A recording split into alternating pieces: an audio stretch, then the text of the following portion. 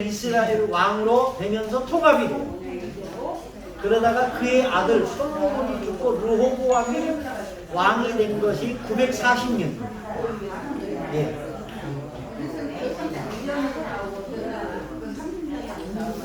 그건 잘못 보셨거나 잘못 기록한 거예요.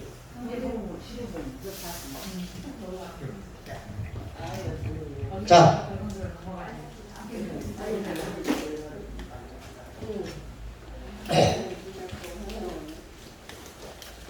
다윗이 3번에 걸쳐서 기름 부음을 받습니다.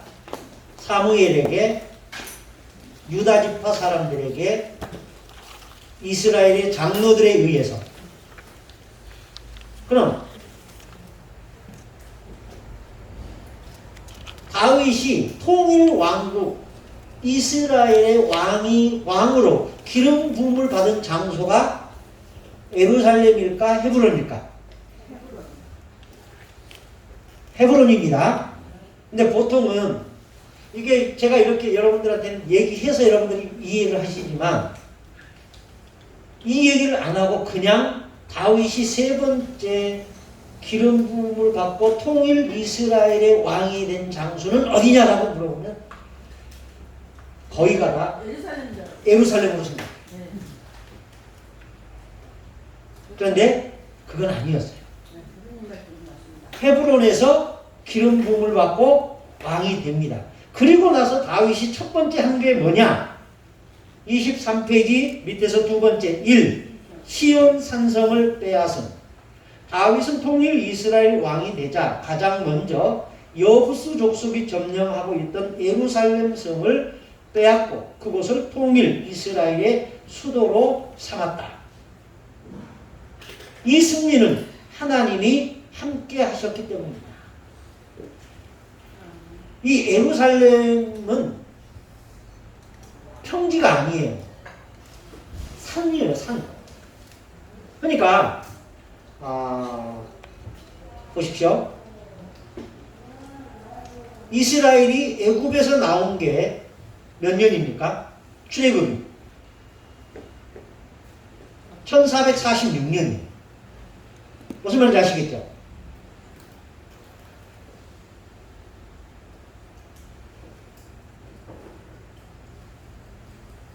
처음 듣는 얘기십니까? 아니잖아요. 그렇죠? 이스라엘이 애굽에서 나온 게 1446년 주전. 그리고 여호수아와 함께 가나안에 들어간 것은 몇 년이에요?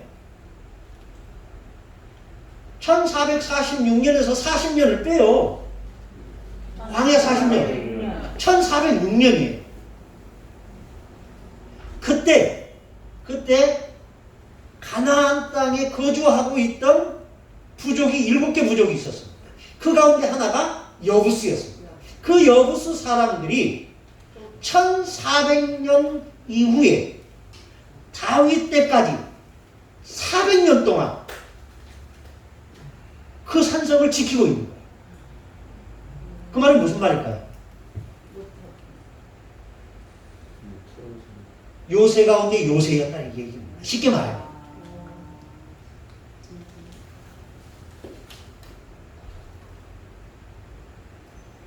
이스라엘의 사사들도 그걸 점령 못했습니다. 여호수아도 그걸 점령을 못했습니다. 400년 동안 이스라엘이 그 주변의 땅의 주인으로 행세했음에도 그 예루살렘 성은 건드리지 못했던 거예요. 그런데 다윗이 왕이 된 이후에 그 예루살렘 성을 공격합니다. 그리고 함락시키고 그 성의 이름을 시온성이라고 바꿉니다. 무슨 말인지 아시겠죠? 그리고 그 성을 통일 왕국 이스라엘의 수도로 삼습니다.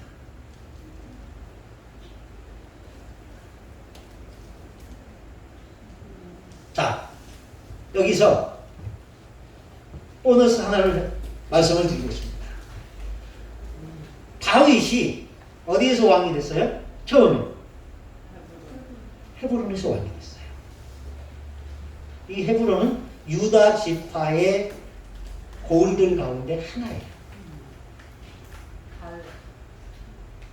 그런데 그렇죠. 갈렙이 정복했던 땅이에요. 그런데 그곳에다가 이렇게 유다라는 나라의 수도를 삼고 통치를 했어요. 그러니까 유다 지파에 많은 돈 있는 사람들이 어디로 몰렸겠어요? 헤브론으로 왔겠죠. 그래서 거기다 투자도 하고 사업도 벌이고. 그런데 이스라엘이 왕이 된 이후에 그 헤브론을 버리고 어디로 가는 거예요? 예루살렘으로 수도를 옮겼어요. 그러니까 헤브론에다가 투자해가지고 10년, 20년이 지난 게 아니에요. 몇 년 만이에요? 7년 만이에요. 투자한 걸 뽑았을까요? 못 뽑았을까요? 못 뽑았을 거예요. 그리고 나서 다윗이 예루살렘으로 옮긴 거예요. 그러니까 헤브론 사람들이 다윗을 좋게 생각할까요? 싫어할까요? 싫어하죠. 예를 들면 이런 겁니다. 우리나라 대통령이 대전에다가 아니 세종시에다가 수도를 만들겠다 해서 옮겼어요. 그래서 세종시에다 사람들이 땅 사고 빌딩 사고 막 투자를 했어요. 근데 새로운 정권이 들어서면서 아니야! 우리 다시 서울로 가야 돼. 그래서 딱 옮겨버린 거예요. 그러면 그 세종시에 투자했던 사람들이 새로운 정권을 좋아할 것이라 싫어하죠. 그 맥락을 가지고 역사를 봅니다. 그래서 나중에 압살롬이 다윗을 반역할 때 어디로 가요? 헤브론으로 가요. 그리고 헤브론에서 반기를 드려요. 왜 그랬을까요? 헤브론은 아직도 다윗에 대하여 앙금이 있는 거예요. 그래서 내가 내 아버지를 치겠습니다. 그리고 당신들의 요구를 들어주겠습니다. 그러지 않았겠어요? 정치하는 놈들은요, 옛날이지만 지금은 똑같아요. 그러니까 자기의 이익을 위해서라면 뭐든지 하는 거예요. 그러니까 여러분들 지금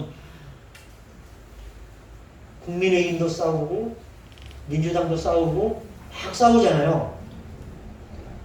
그러려니 하세요. 그러니까 3000년 전에 다윗이나 다윗의 아들 압살롬이나 요즘 정치인들이나 똑같아요. 자기 이익을 위해서라면 자기 아버지도 팔아요. 자, 이해되셨죠? 네. 두 번째, 블레셋과의 연이은 전쟁에서의 다윗의 승리. 다윗은 이스라엘 왕이 되었다는 소식을 들은 블레셋이 다윗을 피려고가 아니라 치려고 피자를 치자로 고치십시오.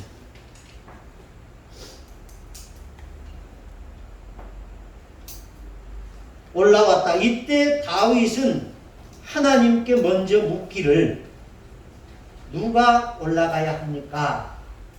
우리가 올라갈까요? 말까요? 라고 묻습니다. 그때 하나님이 올라가라 라고 말씀하십니다. 그래서 그는 바알브라심 전투에 나가서 크게 승리를 합니다. 이후에 블레셋이 다시 이스라엘을 침략하여 르바임 골짜기에 침입해 왔습니다. 그때도 하나님께 묻습니다. 우리가 어떻게 해야 할까요? 그때 하나님이 뭐라고 말씀하시느냐? 사무엘하 5장 24절 함께 읽습니다. 시작! 뽕나무 꼭대기에서 걸음 걷는 소리가 들리거든 곧 공격하라. 이 응답을 받은 후에 공격하여 승리를 합니다. 다윗은 이렇게 전쟁을 할 때마다 무슨 일이 있을 때마다 무슨 일을 행하기 전에 자기의 계획을 먼저 실행하는 사람이 아니라 하나님을 의지하는 사람이었다 하는 겁니다. 그래서 다윗이 어디를 가나 승리할 수 있었던 원인, 그것은 하나님을 의지하는 믿음이었습니다. 그런데 다윗이 하나님의 법궤를 이송하는 작전에서 1차 실패를 합니다. 그 실패한 이유가 뭐냐? 말씀을 무시했기 때문에. 하나님의 뜻을 무시했기 때문에. 자, 3. 제1자 하나님의 법계 이송작전 해놓고 실패라고 했습니다. 다윗은 블레과의 전쟁에서 승리한 후 기럇여아림에 방치되어 있던 하나님의 언약궤를 다윗성으로 옮기려고 했다. 그러기 위해서 천부장과 백부장, 곧 모든 지휘관들과 더불어 의논했습니다. 자, 여기서 하나님의 법궤를 이송하기 위해서 누구와 의논했더라고요? 천부장, 백부장과 의논했습니다. 누구예요, 이 사람들이? 군인들이에요. 근데 이 하나님의 법궤를 옮기기 위해서 누구와 의논을 해야 했을까요? 제사장들과 의논을 했어요. 그런데 제사장들은 쏙 빼버리고 누구와 의논해요? 군인들과 의논했습니다. 그리고 군인들이 내놓은 제안을 따라 세수로에 싣고 아미나답의 집에서 다윗성으로, 여기서 말하는 다윗성은 어디일까요? 시온성. 그 시온성을 지금 뭐라고 불러요? 예루살렘. 이 예루살렘으로 옮기려고 했습니다. 그러나 수레가 나곤 타장마다, 근데 역대상 13장 9절에서는 나곤이 아니라 기돈이라고 나옵니다. 그러니까 여러분들이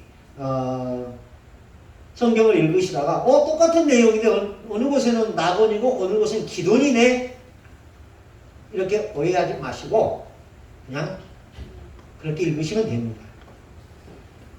서둘이 날뛰므로 언약궤가 땅에 떨어질 위험에 처하자 우사가 손을 펴서 궤를 붙들었다가 그 자리에서 죽습니다.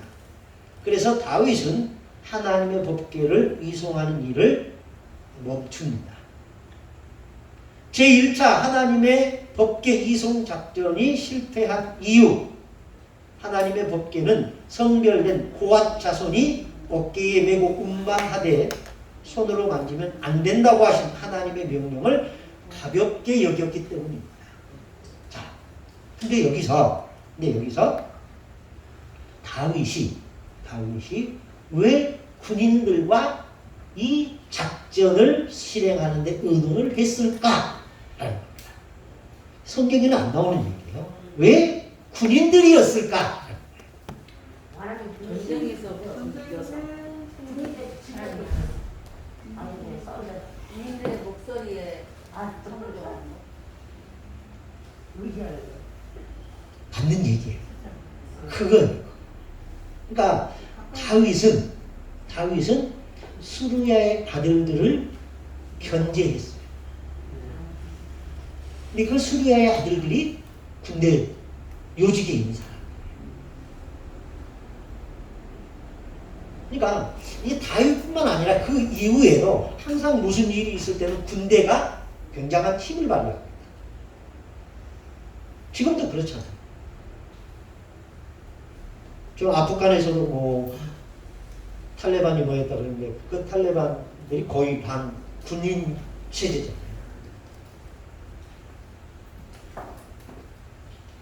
그러니까 이 다윗이 그렇게 천부장과 백부장들과 의논했던 이유가 자기의 약점이었던 거예요.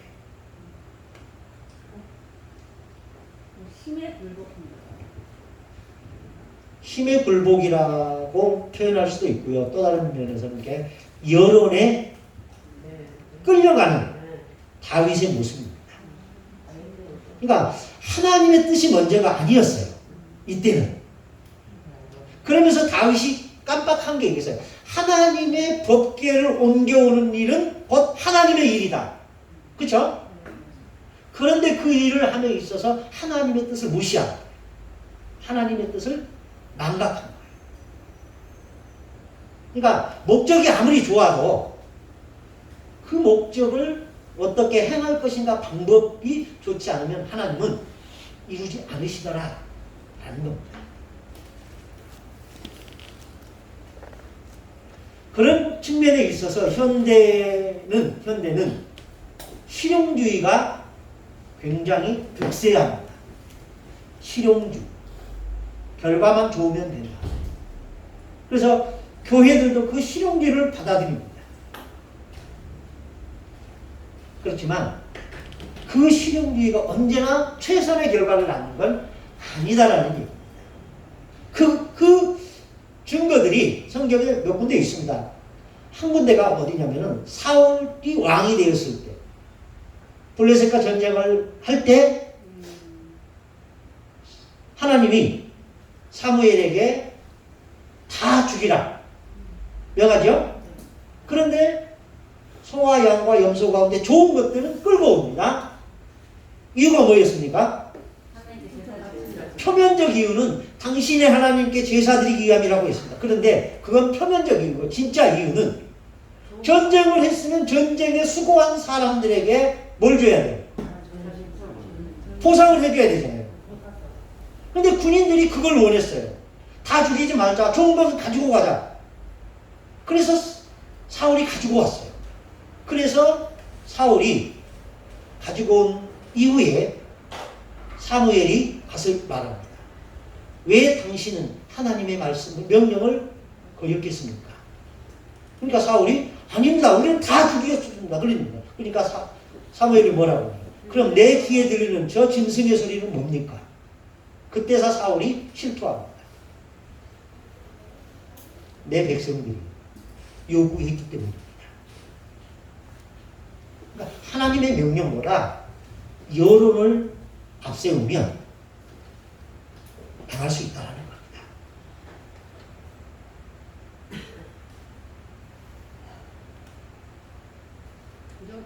네. 예? 그렇죠. 대부분 이렇게 하지요. 교회에서도 하나님의 말씀과 충돌함에도 불구하고 교인들이 원하면 하는 수가 있어요. 할 수밖에 없는 경우들이 있어요. 그런 면에 있어서 한경진 목사님이 훌륭했다라는 얘기를 많이 합니다. 한경진 목사님은 깊이 기도하고 나서 이게 하나님의 뜻이다라고 하면 이렇게 판단이 서면 장로들을 소집해서 당회를 소집해서 안건을 낸답니다. 그리고 쭉 설명을 한답니다. 그래놓고 할까요? 말까요?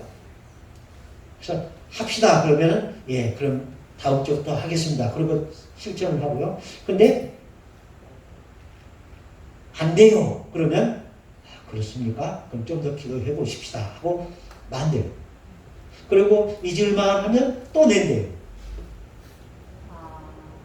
그리고 그때도 안 돼요. 그러면 그래요? 그럼 포기하십시다. 그리고 만대요. 그리고 나서 한 몇 달 지나서 또 기도하고 나서 잊을만 하면 또 낸대요. 그러니까 목사님이 저렇게 기도하면서 낸 이유가 있지 않겠느냐. 우리는 몰라도 하나님의 뜻이 있지 않겠느냐. 그래서 장로들이 그럼 그렇게 하십시오라고 합니다. 할 때까지. 예, 할 때까지. 이 방법을 일컬어서 인디언의 기우제 작전이라고 말합니다. 비올 때까지. 인디언의 기우제는 실패한 적이 없다. 왜냐하면 비 올 때까지 기우제를 드립니다. 한경진 목사님이 인디언의 기우제 작전이라고 한 게 아니고 제가 쓰는 얘기입니다. 그렇게 했다라는 얘기예요. 자, 두 번째 24페이지 2차 하나님의 법궤 이송작전 성공을 합니다. 우사가 죽자 두려움을 느낀 다윗은 하나님의 궤를, 귀가 아니라 궤입니다. 이거 참.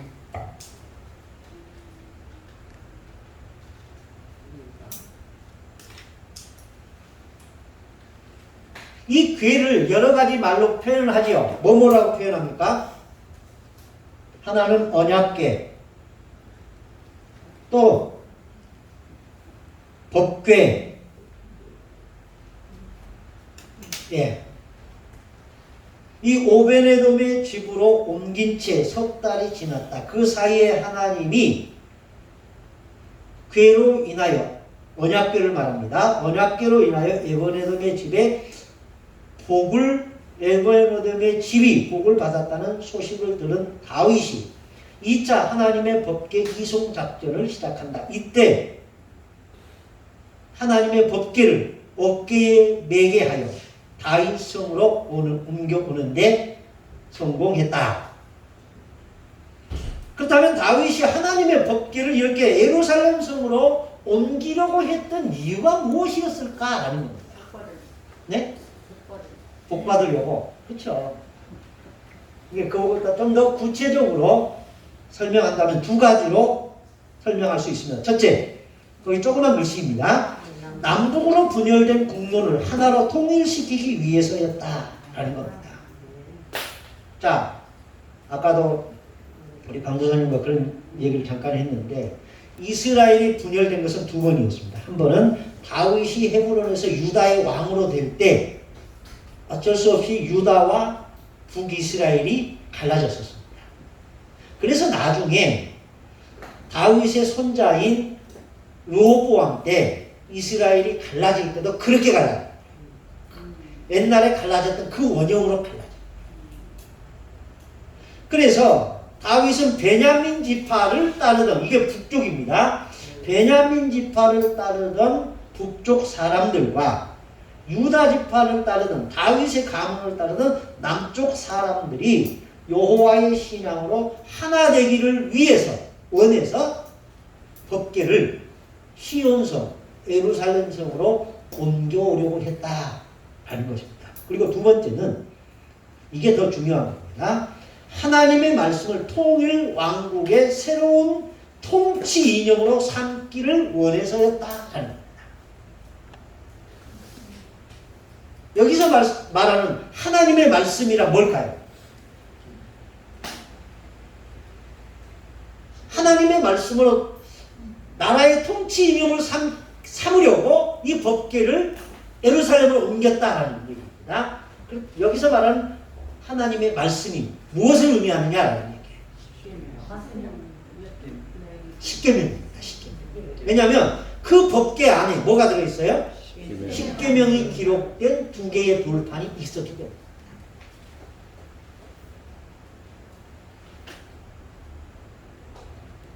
큰 3번 다윗의 언약과 전쟁의 승리. 다윗의 언약. 하나님의 언약궤를 예루살렘으로 옮김으로써 분열된 국노를 통합하고 하나님의 말씀을 신정국가의 통치 이념으로 세운 다윗은 이제 하나님의 성전을 건축하고자 나단과 의논했다. 이게 사무엘하 7장에 기록된 내용입니다. 그러나 하나님은 다윗이 피를 많이 흘린 군인이란 이유로 내 이름을 위하여 성전을 건축하지 못하리라 라고 말씀하십니다. 그러면서 하나님은 다윗과 언약을 맺습니다. 다윗의 언약, 다윗과 맺은 하나님의 언약의 내용은 뭐냐?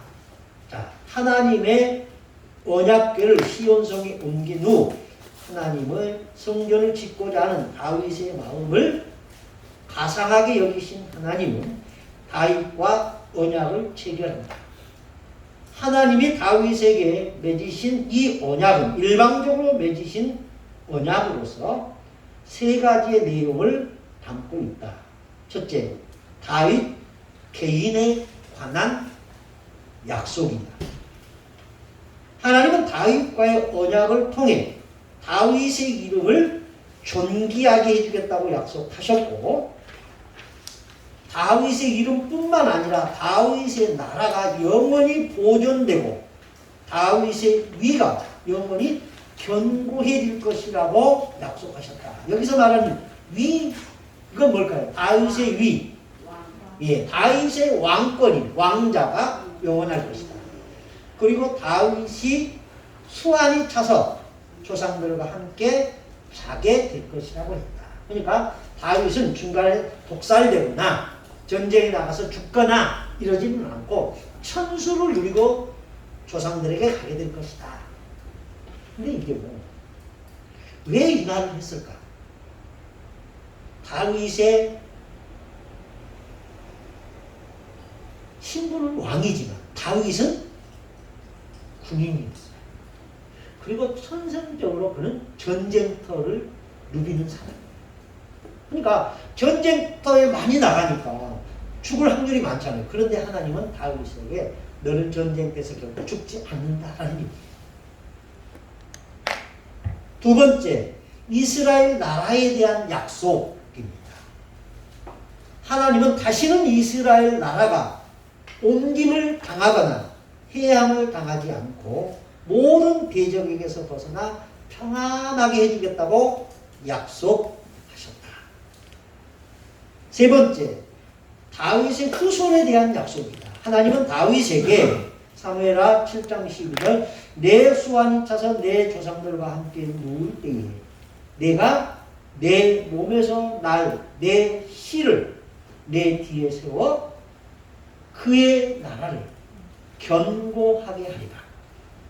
그는 내 이름을 위하여 집을 건축할 것이요 나는 그의 나라 왕위를 영원히 견고하게 하리라 라고 약속하셨습니다. 여기서 말한 내 씨, 즉 내 자식은 단수용으로서 1차적으로는 솔로몬을 가리키고 구속사적인 측면에서 본다면 내 씨는 오실 예수 그리스도를 가르친다 라는 겁니다. 이해되셨습니까? 예. 그런 의미에서 다윗의 언약의 성취자는 솔로몬일까요? 예수 그리스도일까요? 예수 그리스도다라는 겁니다. 그래서 이 다윗의 언약의 성취자는 누구냐? 성경은 다윗의 언약의 성취자로 오실 예수 그리스도를 소개하고 있다. 먼저 예수 그리스도가 다윗의 자손임을 증거하고 있다. 특별히 요한복음 7장 42절에 성경에 이르기를 그리스도는 다윗의 씨로 또 다윗이 살던 마을 베들레헴에서 나오리라고 말씀하고 있고 로마서 1장 3절에서는 예수 그리스도께서 여기서 예자가 잘못됐네요. 예수 그리스도께서 읽습니다. 육신으로는 시작. 육신으로는 다윗의 혈통에서 나셨다라고 바울은 증거하고 있다. 그래서 다윗에게 허락한 그 약속, 그 언약의 성취자는 근시각적으로 보면 솔로몬이지만 구속사적 관점에서 본다면 예수 그리스도다라는 겁니다. 이렇게 하나님은 다윗에게 예루살렘 성에 정착하고 난 후에 방치되어 있던 하나님의 언약궤를 안치했습니다. 그리고 어느 날 왕궁을 걷다 보니까 오늘처럼 바람이 많이 불었나 봐요. 그 하나님의 언약궤를 안치한 그 성막이 줄이 풀어졌는지 끊어졌는지 바람에 펄럭이는 모습을 봅니다. 그래서 다윗이 마음이 짠했어요. 그래서 하나님의 법궤를 저렇게 방치해서는 안 되겠구나. 그럼 어떻게 해야 할까? 고민했어요. 그러면서 하나님의 성전을 지어야겠다. 하나님이 거주하실 집을 지어야겠다. 라고 생각을 합니다. 그런데 하나님은 다윗이 전쟁을 많이 하여 피를 많이 흘린 사람이라는 이유로 거부를 하십니다. 그럼에도 다윗이 하나님의 성전을 지으려고 하는 그 마음을 갖고 있는 것이 너무 좋은 거예요. 그래서 다윗에게 약속을 주셨습니다. 무슨 말인지 아시겠죠? 그러니까 다윗은 자기의 제안을 하나님이 거부했어요. 슬펐어요. 그런데 하나님이 거부하시고 난 이후에 다윗에게 약속을 주셨어요. 위로의 마음으로. 그러자 다윗이 이번에는 화답을 합니다. 뭐라고 화답하느냐? 하나님께 감사합니다. 역대상 17장 16절에서 27절의 내용이 바로 그것입니다. 다윗은 언약을 주신 하나님께 감사하면서 하나님께서 주신 약속이 반드시 이루어지길 소망하며 이렇게 기도하였다. 사무엘하 7장 25절 읽습니다. 시작. 여호와 하나님여 이제 저희 종과 종의 집에 대하여 말씀하신 것을 영원히 세우셨으며 말씀하신 대로 행하사 사람이 영원히 주 이름을 크게 높여 영원한 이스라엘의 하나님이라 하게 하시옵소서. 주의 종 다윗이 집에 주 앞에 경고하게 하옵소서. 예. 이렇게 기도합니다. 그러면서 다윗은 성전을 짓겠다고 하는 자신에게 기도를 받아들여지지 않았음에도 불구하고 불평하지 않고 오히려 자기 아들을 통해 성전을 지으시겠다는 하나님의 뜻에 절대 순종하는 모습을 보입니다. 그리고 이제 블레셋, 모압, 소바와 아람, 에돔과 연이은 전쟁에서 이겼고, 그리고 거기서 글씨 띄어쓰기 해야 됩니다. 하맛은 다윗에게 조공을 바쳤다. 이것은 언약을 통해서 사무엘하 7장 11절 읽습니다. 시작. 너를 모든 원수에게서 벗어나 편히 쉬게 하리라고 하신 약속의 성취였다. 다윗이 전쟁에서 승리한 비결은 시작. 다윗이 어디로 가든지 여호와께서 이기게 하셨기 때문이다. 여기까지 질문 있으면 질문하십시오.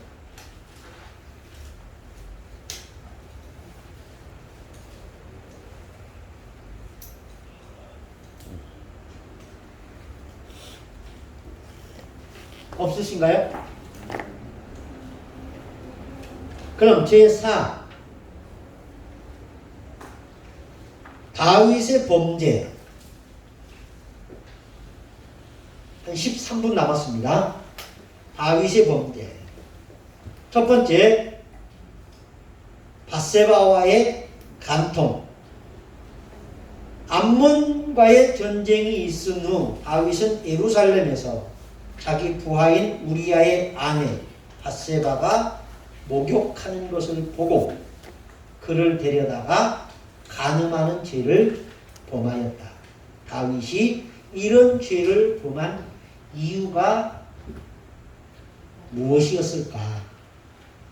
저는 세 가지로 판단을 해봅니다. 첫째, 영적으로 나태해졌기 때문이다.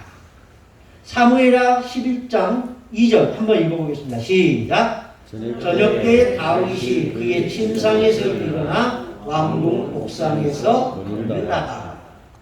자, 지금 이 시기는 이스라엘의 모든 군대들이 전쟁터에 나가 있었습니다. 암몬과의 전쟁을 하기 위해서. 그런데 다윗은 전쟁터에 나가지 않고 어디에 있어요? 왕궁에 있어요. 근데 언제 일어나요? 저녁 때 일어나요. 그러니까 낮에 뭐 했다는 걸까요? 잤다는 얘기예요. 왜 잤을까?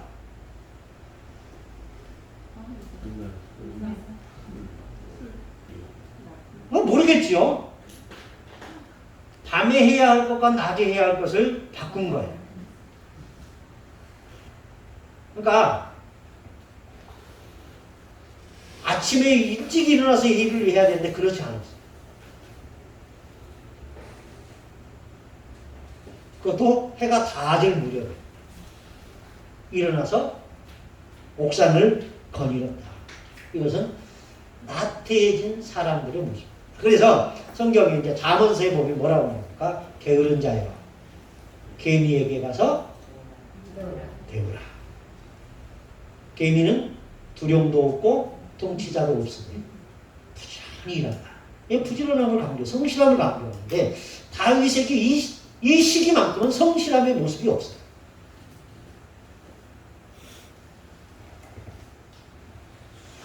두 번째, 안목의 정욕을 이기지 못했기 때문이다. 사무엘하 11장 2절 후반절 시작.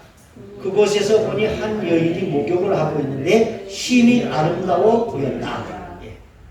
아름다웠다, 아름다워 보였다. 뭐예요? 밧세바가 아름다웠어요? 아름다워 보였어요? 그러니까 밧세바는 아름다웠다? 아니다? 몰라요. 그런데 다윗의 눈에는 아름다워 보였더라. 우리는요. 자, 사람들은요. 관계에 따라서 똑같은 사실을 다르게 봅니다. 무슨 말인지 아시겠어요?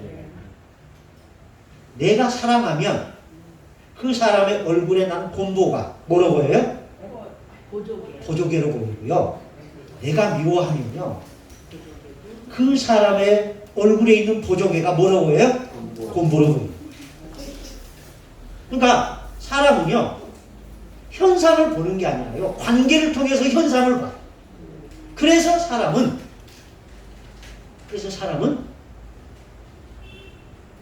실수를 하는 거예요. 관계가 어떠냐에 따라서 나쁜 것을 좋게 보기도 하고 좋은 것을 나쁘게도 봐요.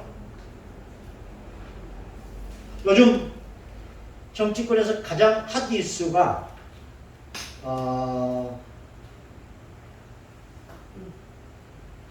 그 뭐죠? 네? 아니 저기 그 가짜 뉴스를 어떻게 통제할 것인가에 대한 법안이에요. 징벌적 언론 징벌적 야당에서는 언론 재발물이론 통제법이라고 말하고 여당에서는 거짓말을 가짜 기사를 쓴 사람들을 이렇게 벌하지 않는 얘기예요. 어떻게 보면 맞는 얘기고 어떻게 보면 틀린 얘기. 그러니까 여당에서 보면 맞는 얘기고 야당에서 보면은 틀린 얘기예요. 그래서 싸우는 거예요. 근데 이게 먼 안목에서 보면 좋은 거예요. 제가 볼 때는 그래요. 왜냐하면 요즘 신문보다 더 많이 영향력을 끼치는 게 유튜버입니다.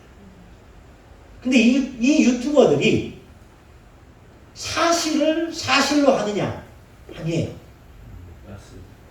자기 관점에서 해석하는 거예요. 그러니까 윤석열 씨를 좋아하면 윤석열 씨를 찬양하고 윤석열 씨를 미워하면 자꾸 그의 아킬레스건을 건드리는 거예요. 이재명 씨를 싫어하면 자꾸 욕했던 얘기, 형수모했던 얘기를 들쓰시고 이재명 씨를 좋아하면 정책을 홍보하고 이런 똑같은 것을 가지고 어떻게 보느냐는 사실을 보는 게 아니라 관계를 통해서 그것을 보고 해석하는 거예요. 그래서 지금 당장 보면 야당에서는 뭐한다 그러지만 이게 먼 미래를 보면 정직한 사회를 가는데 좋은 법이 아닌가라고 저는 개인적으로 그런 생각을 합니다. 그러면서 이렇게 야당의 어떤 대선 후보는 자기가 무슨 얘기를 하면 오보다라고 하면서 고발한다고 그러거든요. 근데 그 고발이 뭐냐면 잘못된 기사를 쓴 것을 바로잡겠다는 얘기예요. 근데 이 법이 그걸 추구하는 거거든요. 그러니까 자기가 할 때는 잘못이고 남이 할 때는 자기가 할 때는 정당하고 남이 할 때는 잘못이 되는 거예요. 내로남불이 되는 거예요. 이렇게 해석이 달라지는 이유는 관계 때문에 그래요. 밧세바가 정말 아름다운 여자였는지 아니었는지는 잘 모르겠습니다. 근데 다윗의 눈에는 아름답게 보였더라고 했어요. 왜? 다윗이 그렇게 하려고 했기 때문에 그렇게 보이는 거예요. 그러니까 사실을 보는 데 있어서 관점은 두 가지예요. 그와 내가 어떤 관계냐에 따라서 긍정적으로 보여주기도 하고 부정적으로 보여주기도 한다. 라는 겁니다. 자, 보세요. 가족들끼리 이제 밥을 먹다가 제가 아이들하고 밥을 먹을 때 생선이 나오면 손으로 다 발라줍니다. 집사람 것도 제가 발라주거든요. 발라줘요. 그럼 우리 아이들은 우리 아빠 참 자상해 그래요. 근데 다른 사람이 볼 때 뭐라고 볼까요? 아, 지저분해. 이렇게 봐요. 손으로 발라줘. 그렇게 볼 수가 있어요. 인자만 안 끼시고 직접 장갑 낄 때도 있고 안 낄 때도 있고. 예. 그러니까 관계가 어떠냐에 따라서 똑같은 사실을 다르게 해석하는 거예요. 그러니까 여러분들은 이제 앞으로 목회자가 될 여러분들은 항상 그 중립을 유지해요. 그리고 현상만을 이야기할 게 아니라 현상 뒤에 숨어 있는 이면의 행간을 읽을 수도 있어야 돼요. 성경에도 그런 내용들이 굉장히 많아요. 그러니까 다윗이 하나님의 법궤를 예루살렘으로 옮기려고 했던 이유가 성경에는 없어요. 그렇지만 다윗이 그것을 그렇게 옮기려고 했던 이유는 두 가지라고 말씀드렸습니다. 근데 그것이 다윗의 통치 역사에서 보면 충분히 추론할 수 있는 내용이에요. 그것들을 파악해내는 것이 여러분들이 해야 할 숙제 가운데 하나입니다. 그러니까 모든 현상을 현상 그대로만 보지 마시고 현상 그 뒤에 숨어있는 또 다른 진실을 끄집어낼 수 있어야 한다라는 겁니다. 그러기 위해서 여러분들은 성경을 더 많이 읽으시고 더 많이 기도하고 더 많이 물으십시오. 누구에게? 하나님께 물으십시오. 성경을 놓고 하나님과 싸우십시오. 그러면 하나님이 여러분들을 깨우쳐 주실 겁니다. 근데 우리는 이 장로교 목사들은 성경을 놓고 하나님과 안 싸워요. 야곱이 하나님과 약복강 나루에서 싸우듯이 싸워야 돼요. 그 말을 기도하라는 얘기예요. 말씀 놓고 우리는 너무 기도 안 해요. 다 하나님의 뜻이겠거니. 그러다 보면 생선을 달라 하는 자에게 생선을 주지 않고 전갈을 줘요. 빵을 달라는 자에게 빵을 주는 게 아니라 돌을 줄 수도 있어요. 무슨 말인지 아시겠죠? 예. 세 번째. 두 번째. 인간의 모든 죄는 보는 것으로 인하여 발생한다. 그래서 욥기 3장 31장 1절에는 내가 내 눈과 약속하기를 처녀에게 주목하지 않겠다 라고 했습니다.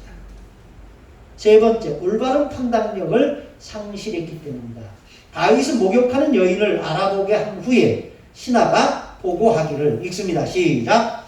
그는 엘리암의 딸이요 햇사람 우리아의 아내 밧세바라고 보고하였다. 여기서 말한 엘리암은 다윗의 모사인 아히도벨의 아들입니다. 다윗의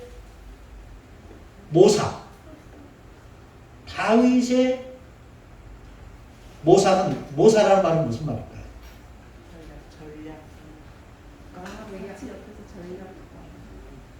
그렇죠. 다윗의 최측근입니다. 다윗의 신복이라는 얘기예요. 예? 그러니까 다윗을 가장 잘하는 사람, 그리고 다윗이 가장 신뢰하는 사람, 이런 사람이 신복입니다. 그게 그 사람이 바로 모사입니다. 이 모사인 아히도벨의 아들이다 라는 겁니다. 그리고 밧세바는 그 아히도벨의 손녀였다. 그리고 우리아는 다윗의 37명의 용사 가운데 한 사람으로서 목숨 걸고 암몬과의 전쟁에 참여하고 있는 사람입니다. 이런 사실을 알았으면 당연히 자기가 생각하는 것을 멈추었어야 했다. 그러나 다윗은 그런 사실을 알고도 범죄하였다. 이유는 옳고 그름을 판단하는 능력을 상실해버렸기 때문이다.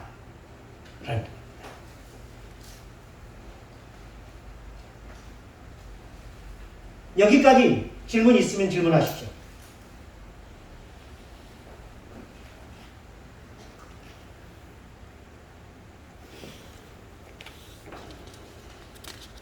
없습니까?